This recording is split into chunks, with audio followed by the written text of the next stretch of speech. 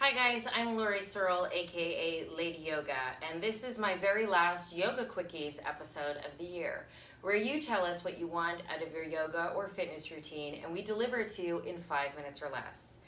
This is specifically my last one of the year because I'm super excited to announce my very first training in Body Pact workshop, a workshop specifically designed for those people who are afflicted by eating disorders.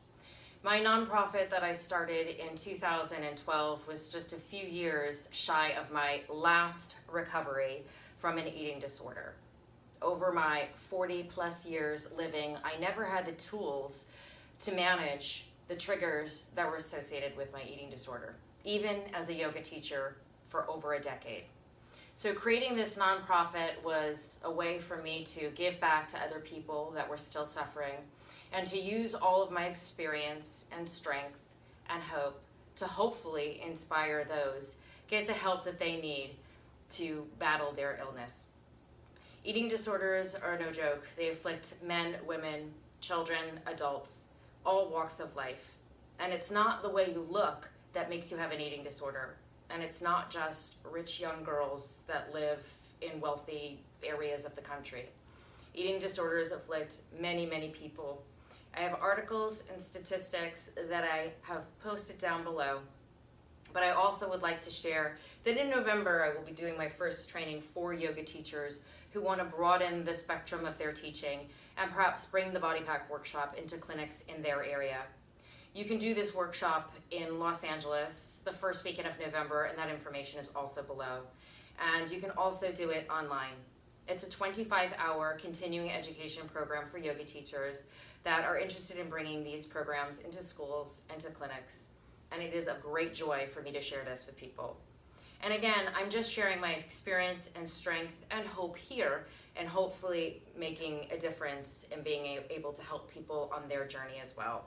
So I'm going to put 5 minutes on the clock, and we're just going to do a few relaxing techniques that I found helpful, even as I have the journey through recovery, that help me manage my triggers. Some people might disagree with me, but I still feel like ED is a part of my life. She's like a buddy that sits with me in the other room with the door shut. She's always there, reminding me of my past, but I'm right here in the present. When I've lost my way, I felt ungrounded. When I lost my purpose, I felt ungrounded. So sometimes I just sit and ground myself, feeling the energy of the earth beneath me supporting. Sometimes if my friends or my family aren't around, I know that Mother Earth, without sounding esoteric or ethereal or too yogi, that Mother Earth, the ground beneath me, is supporting me. The Muladhara chakra, that root chakra below, is the thing that grounds us to the earth and connects us with people around us. When that gets off center and we get off balance, anything can be triggered, and sometimes our eating disorder. So sitting still here in this position is super helpful for me. Sometimes I just want to get present in my body, and I'll just do little circles. Sometimes we call this a seated cat-cow, rounding and arching through the spine. I know for me, the last place I wanted to be was in my body, when I was fighting and dealing with mental triggers, things that would happen in my life that would make me depressed. I didn't want to take drugs. I didn't want to talk to anybody. I just wanted to withdraw. Even as a yoga teacher, I found it very, very difficult to do my job. I sought counseling, and I sought the help of some really great groups within the Los Angeles area to help me. And finally, 5 years later, I'm recovered. So these little circles help me get back into the body I was fighting to get out of so badly. A little heart opening goes a long way in allowing us to be receptive and open. Just interlacing the fingers back behind and opening up through the heart. You can also have the support of a mat underneath you and just lay down, feeling the whole support of the earth underneath the heart. Also for someone who deals with anxiety, so you'll take this right underneath your shoulders and lay down with the arms open. This also helps to regulate my breath, taking deep breaths in and out through the nose, or in and out through the mouth. Just helping to slow it down. A supine pigeon Helps to open up through the hips. Again, stretching through the lower part of our body, feeling ourselves grounding and opening. Just taking a few minutes out of our day to really open up the body and be receptive. When we're still and when we're clear, we can actually hear the signs, hear the things that we need to do to help ourselves be healthy. It's not the only salve, but it's something. Walking the feet back so you can sort of touch your heels. A nice supine bridge, elbows along the sideways, just lifting up through the hips, helps to energize and relieve some of those feelings of anxiety.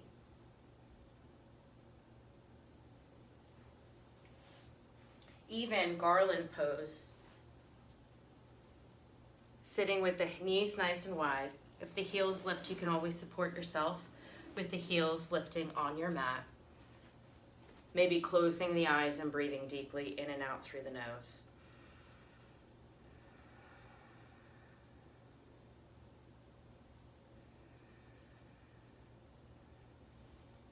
A warrior pose, taking the heels in line, back foot to the floor, and stretching the arms towards the sky. Makes you feel strong from the inside out. Of course, we want to do the other side as well. A crescent lunge, if you're feeling a little bit on the weak side, and I don't mean weak in here, I just mean we're not feeling as strong within, is also a nice option. And then the feeling of surrender. Surrendering to something greater than us, and knowing that when we do get the help and the support we need, that we can tap into our highest purpose. You can use your mat and find child's pose with the knees wide, forehead on the arms. Try to give yourself a few minutes a day to just come into the body. Sitting here, I also like to do a little bit of alternate nostril breathing. It helps balance, thanks timer, it helps balance the parasympathetic and sympathetic nervous system. The place where fight or flight meets that rest and digest and feeling nice and even. So just taking the pointer finger and the thumb of the right hand, closing off the left with the pointer, the right with the thumb. Taking an inhale and an exhale. Then closing off the left and inhaling through the right. Holding right and exhaling left. Inhaling left. Closing and exhaling right. Inhaling right. And exhaling left. Inhaling left. And exhaling right. See if you can do 3 to 5 minutes of that if you do have the time, with the exhale out the right, and just sitting with a nice still point of focus and taking some deep breaths. If you do have the time, I'll just take a pad and paper after just sitting here in quiet with a still point of focus or closed eyes to just free write anything that comes to my mind. It could be the list of things to do, the list of things I don't, or just whatever's coming into my mind, just to get it out. So that's my yoga quickies for dealing with eating disorders. It's way more than that, and I know I needed way more than that, especially as a yoga teacher with an eating disorder. It is my honor to have F.E.D, Fight Eating Disorders. It has been a battle of love. It is not easy running a nonprofit. It's not easy getting out there, and it's actually not easy helping people. So hopefully some of these little tools will be helpful for you. If they're not helpful, that's okay too. I hope that at least maybe if you watch this, you'll want to get the help that you need. You'll know that you're worthy of getting the help that you need to live your purpose, live your highest self, and share that with other people. If you are a yoga teacher interested in training with me with F.E.D and getting your certification in Body Pact, please feel free to subscribe below on the YouTube channel or just message me here on the website, fighteatingdisorders.org. Thank you guys so much for tuning into this special Yoga Quickies. It's been an honor to serve you for the last year. I know a lot of this has been a little bit rogue, The quality has not been great, but it is my absolute passion and purpose, my dharma, to share yoga with as many people as possible, allowing people to find the yoga in their everyday, their fitness in their everyday, their peace, their purpose, and their passion in their everyday. It's there. I know it because I'm doing it. I feel it every day. All right, not every day. Sometimes I feel like crap. But then I tap back in, back into the earth, back into my practice, back into my breath, and I'm right there again. Thanks, guys, so much. Namaste.